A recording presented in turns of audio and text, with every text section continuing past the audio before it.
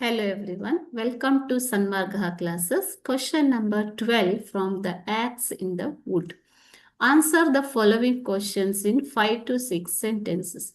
What message does the poem give us? It is for 3 marks. ಏನು ಸಂದೇಶ ಕೊಡ್ತಾ ಇದೆ ಈ poem ನಮಗೆ ಅಂತ ಕೇಳಿದ್ದಾರೆ. ಓಕೆನಾ? The poem gives us the harmful effects of poaching and indiscriminate cutting of trees. Poaching ಅಂತಂದ್ರೆ ಬೇಟೆಯಾಡುವುದು ಮಕ್ಕಳು. ಆದರೆ ಇಲ್ಲಿ ಪೋಚಿಂಗ್ ಅಂತಂದ್ರೆ ಕಳ್ಳ ಸಾಗಾಣಿಕೆ, ಮರಗಳ್ಳತನ ಅಂತ ಹೇಳ್ಬೋದು. ಓಕೆ, ಮರಗಳನ್ನ ಕಳ್ಳ ಸಾಗಾಣಿಕೆ ಮಾಡುವಂಥದ್ದು.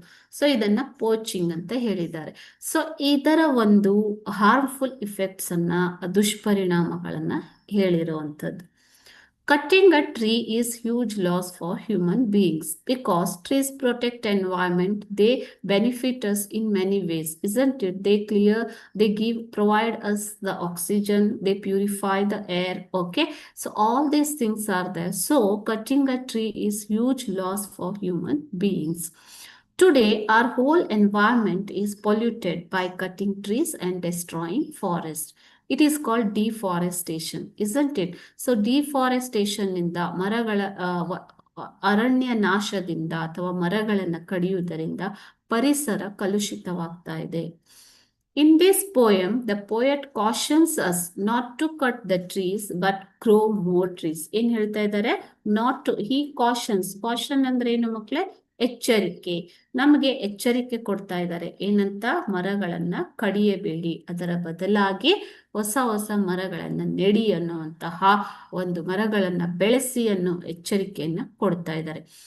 Poet says, had more good the old tree in it than growing a tree. ಅಂತಂದ್ರೆ ಹಳೆಯ ಮರಗಳು ಇರಬೇಕು, ಹೊಸ ಮರಗಳನ್ನ ಬೆಳೆಸುವುದಕ್ಕಿಂತ ಹೆಚ್ಚಾಗಿ ಹಳೆಯ ಮರಗಳನ್ನ ಕಾಪಾಡಿಕೊಳ್ಳಬೇಕು, ಸಂರಕ್ಷಿಸಬೇಕು. Instead of growing trees, we have to maintain old and strong trees.